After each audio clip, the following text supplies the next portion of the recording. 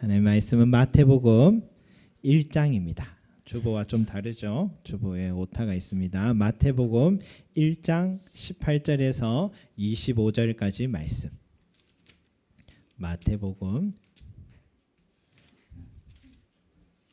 1장 18절에서 25절까지 말씀입니다.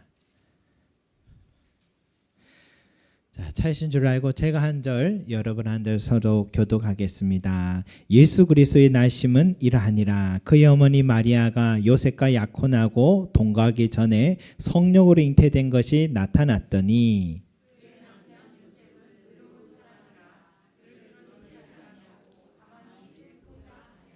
이 일을 생각할 때에 주의 사자가 현몽하여 이르되 다윗의 자손 요셉아 내 아내 마리아 데려오기를 무서워하지 말라. 그에게 잉태된 자는 성령으로 된 것이라.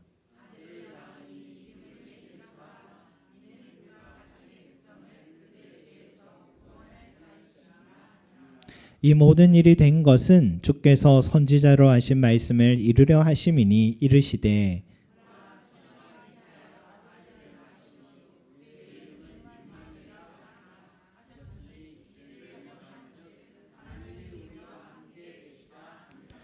요셉이 잠에서 깨어 일어나 주의 사자의 분부대로 행하여 그의 아내를 데려왔으나 아들을 낳기까지 동침하지 아니하더니 나음의 이름을 예수라 하니라. 아멘.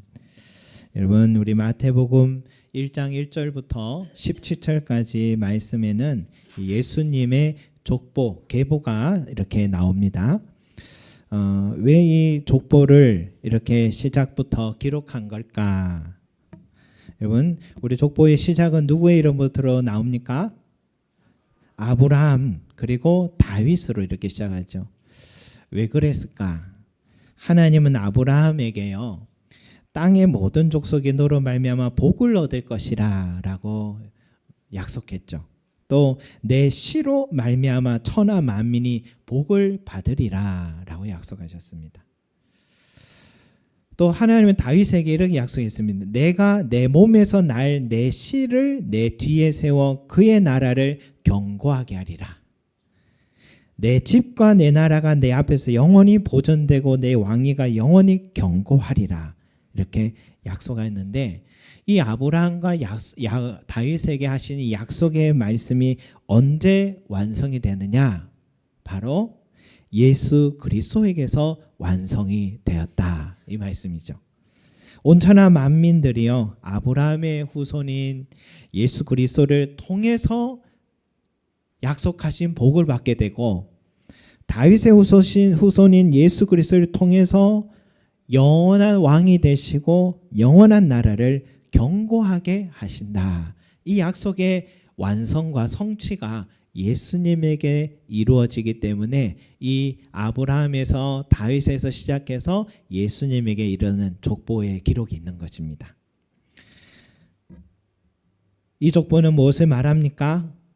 예수 그리스도께서 영원한 왕이시기 때문에 그를 믿는 자는 영원한 나라의 일원이 된다. 또 예수 그리스도를 믿는 자는 복 있는 자가 된다. 이 약속의 말씀을 믿으시기 바랍니다. 성도 여러분, 이 족보를 통해 깨달아야 할 것은 첫째는 여기 계신 모든 분들이요, 참 복된 인생임을 믿으시기 바랍니다. 세상에서는 복 있는 자들이 누굽니까? 금수저로 태어나거나 또 흙수저였지만 자수성가해서 남부럽지 않게 돈과 명예를 많이 거머쥔 사람을 복 있는 자라고 합니다. 하지만 영원한 세계를 바라보는 이 성경에서는 복 있는 자가 누구냐? 바로 예수 그리스도를 믿는 그 사람이라고 말하고 있습니다. 왜? 영원한 왕을 모시고 있고 그의 다스림 안에 영원하고 안전한 인생이 되었기 때문입니다. 이걸 복이라고 말한 겁니다. 여러분, 유명한 영화 대사처럼 돈이 없지 가오가 없나 라고 그러잖아요. 비록 세상 사람들이 기대하는 것은 내게는 없어도요, 영원한 나라의 주인 되신 예수 그리스도를 믿어서 참 복된 인생이 되었다는 이 영적인 자존감으로 당당하게 걸어가시기를 소망합니다. 또 이 족보를 통해 깨달아야 할 두 번째는 하나님의 말씀은 반드시 이루어진다라는 사실입니다. 예수님이 진실로 너희에게 이르노니 천지가 없어지기 전에는 율법의 1.1획이라도 결코 없어지지 아니하고 다 이루리라 말씀하셨어요. 우리 교회 내년 표어가 뭐냐면 나 여호와는 말하고 이루느니라 라는 말씀이에요. 나 여호와는 말하고 이루느니라. 아브라함이 예수님이 오시기 전에 아브라함은요 몇 년 전 사람이냐면 2000년 전 사람입니다. 그리고 다윗은 1000년 전 사람입니다. 그 긴 세월이면 말씀하신 하나님도 또 그 약속의 말씀 들은 사람도 서로 잊을 만한 세월 아닙니까? 또 잊어도 누가 뭐라 할 사람 없는 그런 세월이 흘렀잖아요. 그런데도 하나님은요 까마득하게 잊을 만한 그 세월이 지나도 그대로 이루어 가신 하나님이셨어요. 또 우리는 성경 역사 중에 중간쯤 혹은 끝자락에 우리가 지금 서 있는지 몰라요. 아직 이 성경의 말씀이 완성된 건 아닙니다. 그 완성은 언제? 예수님의 재림하신 그때가 완성이거든요. 예수님께서 탄생하실 것을 예언한 말씀이 성취가 됐다면 다시 오실 것이라는 약속의 말씀도 이루어질까요? 안 이루어질까요? 이루어짐을 믿으시기 바랍니다. 그리고 하나님의 말씀은 지금도 살았고 활력 있고 좌우의 날성과 같이 예리하게 우리의 심령 폐부까지도 다 찌르고 우리의 생각과 마음을 판단하는 능력이 있다 했으니까 여러분 날마다 이 말씀의 능력을 믿으시고 묵상하고 의지하는 저와 여러분들이 되시길 소망합니다. 왜요? 이루어지기 때문입니다. 그 일들이 이루어진 것처럼 내 삶에도 이 말씀이 이루어지는 겁니다. 이것이 예수님의 족보가 우리에게 주신 깨달음이죠. 그렇다면 오늘 우리가 읽은 말씀은 무엇일까?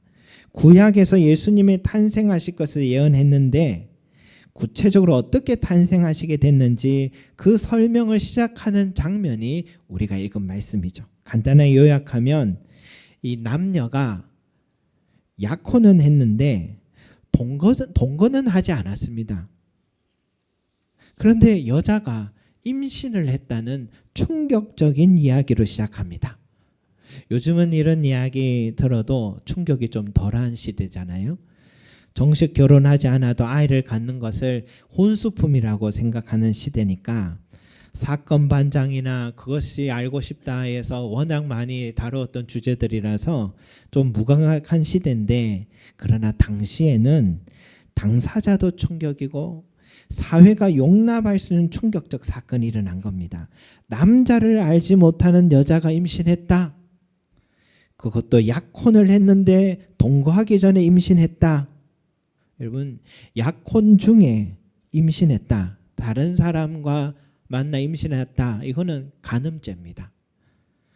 종교사회법상 간음한 여인은 돌로 쳐 죽이라라고 신명기에 율법에 기록되어 있어서 지금 예수님의 탄생은 오늘 우리의 시대와 같이 축복의 시간이 아니라 어머니와 아기 뱃속에서 죽을 위험을 갖고 난 바로 그 시간입니다. 왜 예수님이 이렇게 위험한 상태로 태어나셔야 됐냐? 그것은 하나님의 약속의 말씀을 성취하기 위해서였습니다. 23절 말씀 한번 볼까요? 23절 같이 읽겠습니다. 시작. 보라, 처녀가 잉태하여 아들을 낳을 것이요 그의 이름을 임마누엘이라 하리라 하고. 여러분 700년 전 선지자 이사야 선지자를 통해서 예수님은 처녀의 몸에서 잉태될 것임을 분명히 약속했기 때문이에요. 만약 예수님의 아버지 요셉의 씨를 통해 나게 된다면 어떻게 될까요?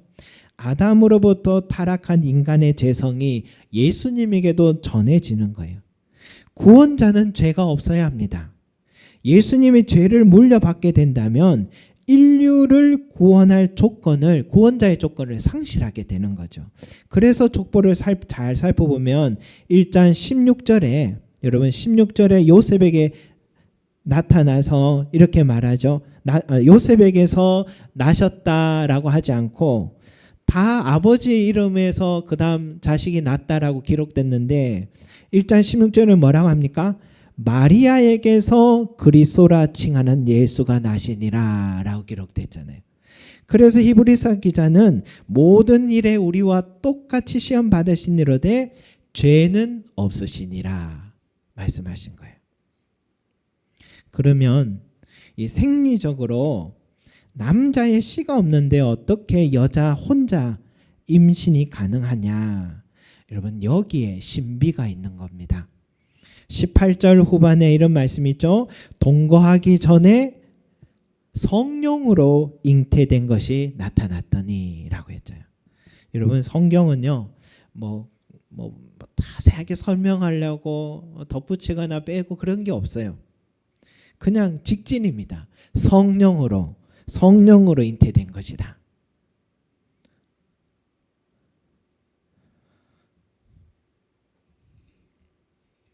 여러분 이걸 못 믿겠다는 사람들이 많죠.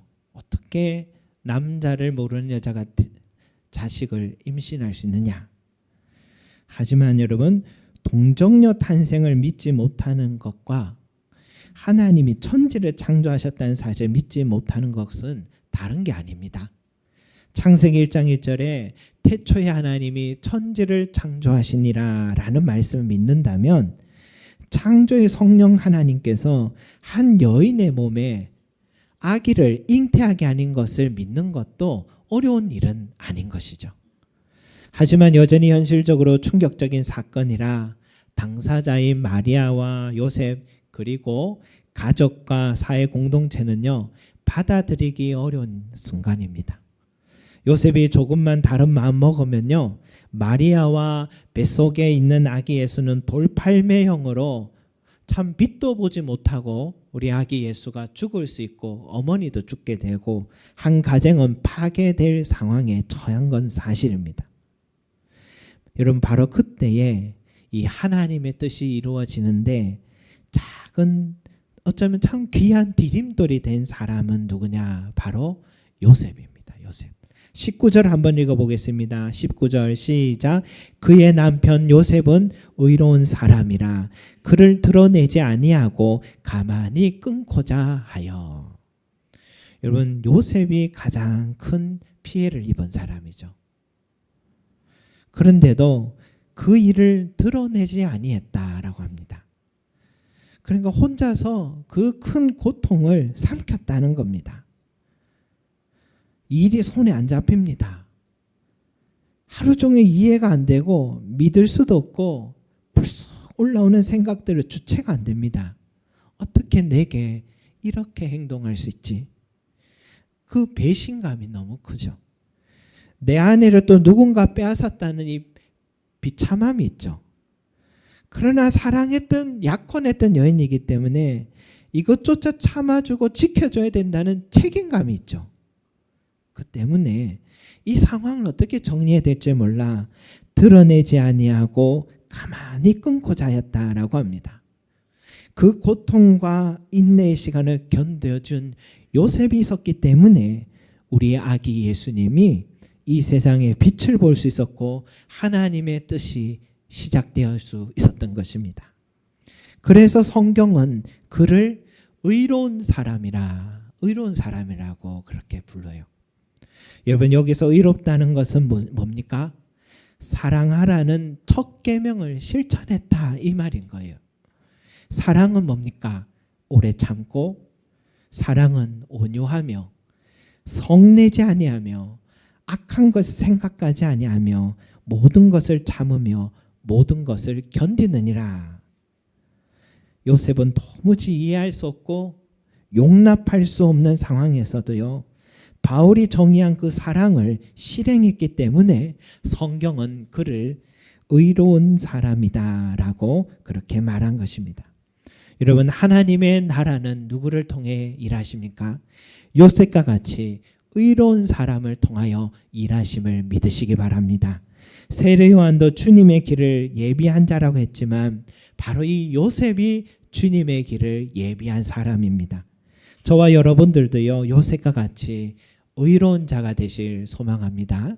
그리고 사랑하는 자가 되시길 소망하고, 용서하고 용납할 수 없는 그 사람을 향해서도 오래 참고 성내지 아니하고 견딜 때에 나를 통해서 그리스도께서 그 영혼을 만나시고 나도 요셉과 같이 주의 날을 예비하는 자가 되고 의로운 자가 될 줄로 믿습니다.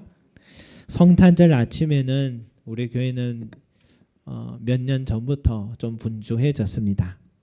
1년에 한 번은 우리 작은이들 교회에 가서 사랑의 라면을 전달해 드리기 때문인데, 가끔은요 우리가 언제까지 일을 하는 걸까라는 자문도 해봤는데, 이번에 우리 교회가 가져오는 이 라면 선물을 우리 작은이들 교회에 오는 많은 사람들이 해마다 이맘때면 기다리고 있다라는 그 목사님의 말씀을 듣고서 계속 해야겠구나 그런 생각을 했고, 오늘 갔더니 해마다 숫자가 더 많아져서 모자랄 상황으로 이렇게 된 것 같습니다.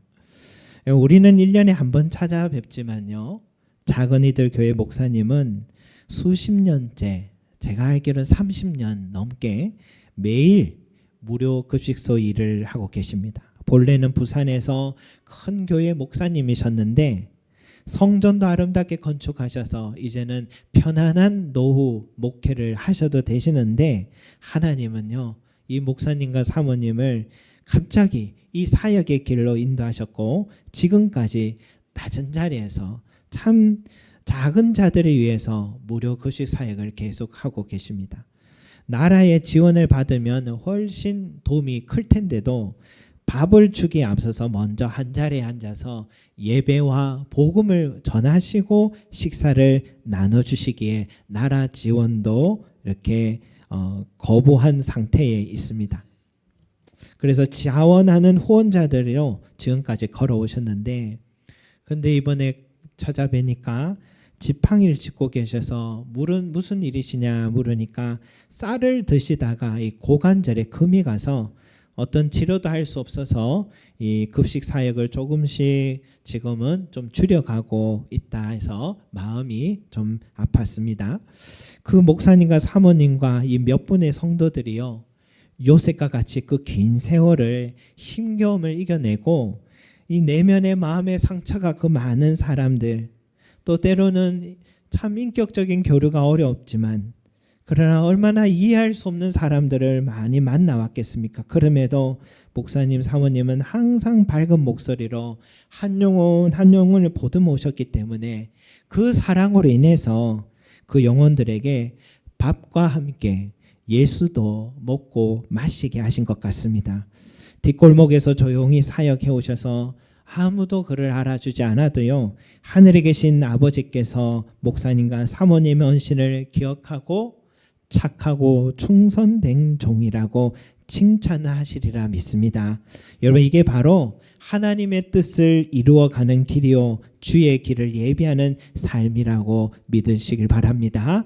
사랑하는 성도 여러분, 우리도요 신앙생활하고 사회생활 하다 보면요 이해할 수 없는 상황을 마주합니다.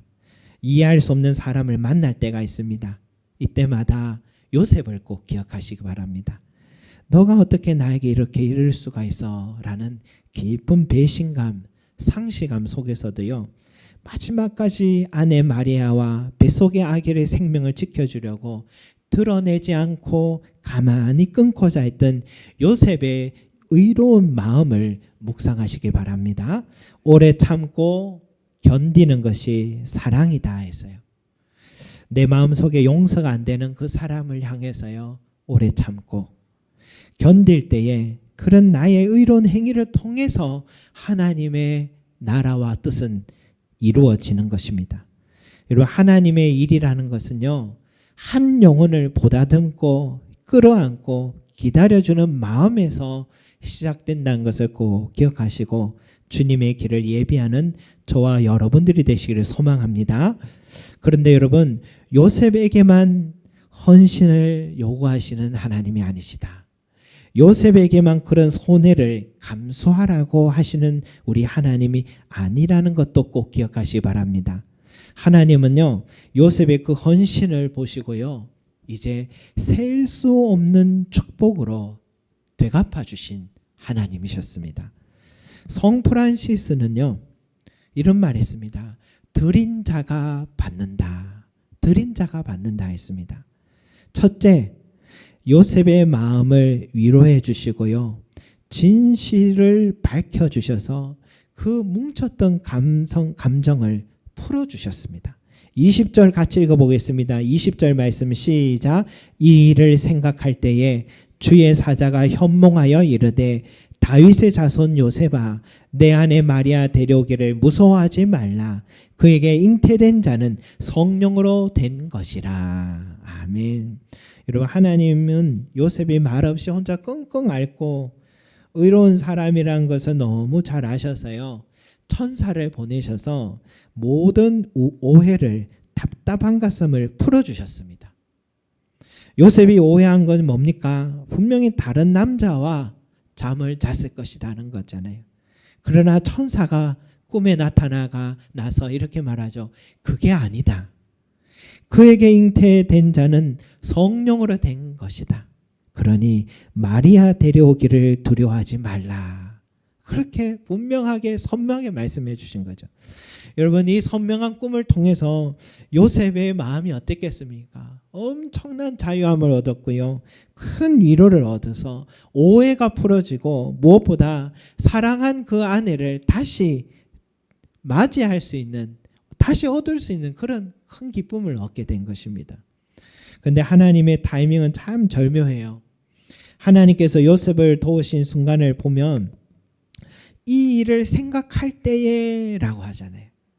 요셉의 번민이 가득해서 더 이상 견디기 힘든 바로 그 순간에 하나님은 역사 속에 개입하신 거예요. 요셉과는 다른 유형이어도요, 여러분, 우리도 번민되는 일이 다 하나씩은 갖고 있잖아요. 누구에게 말하면 잠깐 마음의 위로는 되겠지만 근본적인 해결은 안 되는 그런 일들이 있잖아요.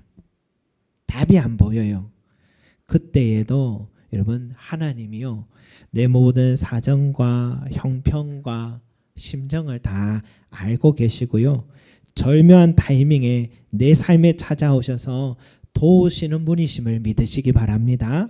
내가 너희를 그와 같이 버려두지 아니하리라 라고 말씀하셨습니다. 그렇다면 말 안 하고 혼자 번민 속에서도 아시고 찾아오신 우리 하나님이요, 이제 우리가요, 직접 모든 짐을 아버지께 가져와서 맡기는 그 사람은 하나님께서 얼마나 기뻐 받으시겠습니까? 그 선하신 하나님께서 저와 여러분들의 모든 근심, 걱정, 문제들을 하나님은 기도하기를 바라고 계십니다.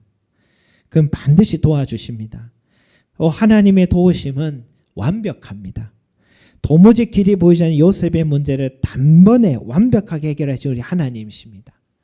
참된 위로자는요, 우리 하나님밖에 없음을 믿으시고 담대히 은혜의 보좌 앞에 나와서 우리의 필요를 구하시는 저와 여러분 되시기를 소망합니다. 두 번째는요, 이 시련을 잘 인내함으로 요셉이 받게 된 축복이 뭐냐? 바로 임마누엘의 은혜입니다. 임마누엘의 은혜예요. 임마누엘이 뭡니까? 하나님이 우리와 함께 계시다, 이런 뜻이에요. 요셉은 아내 마리아를 참아줬고 용서하려고 했고 드러내지 않고 가만히 끊고자 했지만, 하나님은요, 요셉의 삶에 아기 예수를 보내주셨습니다. 예수님의 이름이 전파되는 곳마다 아버지 요셉이란 이름도 같이 전파되게 됐습니다. 요셉이 세우려는 가정에 예수님이 함께 하시게 됐습니다. 여러분, 이것이 요셉이 받은 가장 큰 축복임을 믿으시기 바랍니다. 비록 번민의 시간도 있고요, 아기 예수로 인해 이집트로 망명 생활을 또 해야 됐던 고단함도 있고요, 목소리를 하면서 아버지라고 가족을 부양해야 되는 고생도 많이 했지만 그의 생은 누구보다 축복받은 생입니다. 예수님의 아버지 요셉으로 기억되고 그의 가정과 그의 삶 속에 예수님이 들어와 계셨기 때문이고요. 자신이 아기 예수를 돌본 줄 알았는데 알고 보니까 그 예수님이 요셉의 인생을 지켜주셨고 그 영혼을 영원한 생명으로 인도해 주셨던 것입니다. 목회자는요, 교회를 위해 내 삶을 바쳤다는 생각을 하고는 하죠. 저도 우리 교회가 이제 12년이 되어 가니까 아이들도 많이 컸고 저도 나이를 먹어가고 교회 의자들도 기물들도 하나씩 이렇게 손때가 묻어가는 것을 보게 됩니다. 내가 12년 동안 이 교회를 지키기 위해 적잖은 수고가 있었구나 생각이 들다가 문득 이 예배당이 지난 12년 동안 나를 지켜준 것은 아닐까 하는 생각이 들었어요. 이 예배당이 있었기 때문에 매주 설교하고 성도들의 영혼을 돌보는 일터가 되었고, 이 예배당이 있었기에 나와 우리 가족이 먹고 살았고, 이 예배당이 있었기에 타지 생활이었지만 우리 성도들을 만나서 외롭지 않게 삶을 살아올 수 있었고, 이 예배당이 있었기에 날마다 부어주시는 지혜의 말씀으로 듣는 사람뿐만 아니라 전하는 나의 영혼에 얼마나 많은 위로를 부어주셨는가, 그 은혜가 셀 수 없다는 것을 깨닫게 됐습니다. 내가 이 예배당을 지킨 게 아니라 이 예배당이 나를 지켜준 것이었습니다. 마찬가지예요. 내가 예수를 믿고 교회를 위해 헌신하고 교회를 위해 물질과 시간을 들였다 생각이 될 수 있지만, 실은 예수님께서 내 삶에 들어오셔서 예수님께 내 삶을 지켜주시고 위로해 주시고 인도해 주시고 성장시켜 주시고 부어주시는 일은 셀 수 없이 많았다는 것 또한 사실이고 우리는 꼭 기억해야 될 줄 믿습니다. 여러분, 우리 사람은요, 어리석어서 내가 준 것만 기억나고요, 받은 건 잘 모르는 습성이 있는데 하나님과의 관계도 마찬가지인 것 같습니다. 드린 것만 생각나고 내가 받은 은혜는 잊고 살아요. 잊지 말아야 합니다.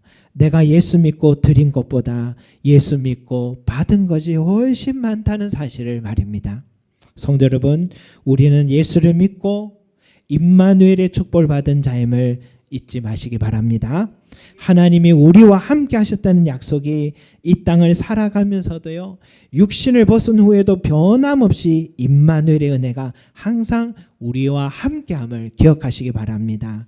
그 크신 은혜를 베푸신 우리 하나님께 감사하며 그 크신 은혜를 베푸시기 위해 인간이 되신 우리 주 예수 그리스도께 항상 감사하는 기쁜 성탄절이 되시기를 간절히 소망합니다. 기도드리겠습니다. 사랑과 은혜가 풍성하신 우리 아버지 하나님, 요셉의 삶에 너무나도 충격적이고 당혹스러운 일이 있었지만, 그러나 가장 큰 손해와 피해를 입은 그 요셉이 드러내지 않고 그 마리아를 지켜주기 위해서, 그 뱃속의 아기를 지켜주기 위해서 가만히 끊고자 하였던 그 요셉과 같이, 그러나 그 요셉의 그 헌신과 그 상처와 아픔에 참음과 인내와 견딤 통하여서 우리 주 예수 그리스도께서 이 땅에 빛으로 오셨고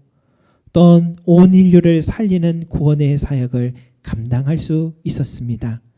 이 요셉이 그 헌신을 통하여서 주님이 오시는 길을 예비하였던 것처럼, 주여, 우리도 살아가면서 도무지 용납하고 이해할 수 없는 상황 속에 있고 그러한 사람들을 만난다 할지라도 요셉을 기억하고 인내하고 견디고 참으며 주님이 오시는 길을, 또 주의 이름이 전해지는 길을 예비하고 또한 아버지의 돕는 자들 될 수 있도록 축복하여 주시옵소서.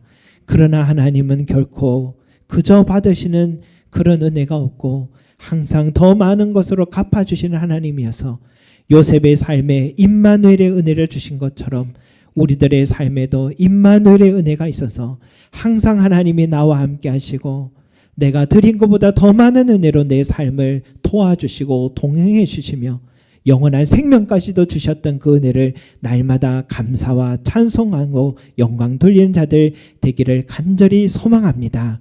아기 예수께서 이 땅에 오신 그날 우리 또한 그 자리에 함께 동참한 자임을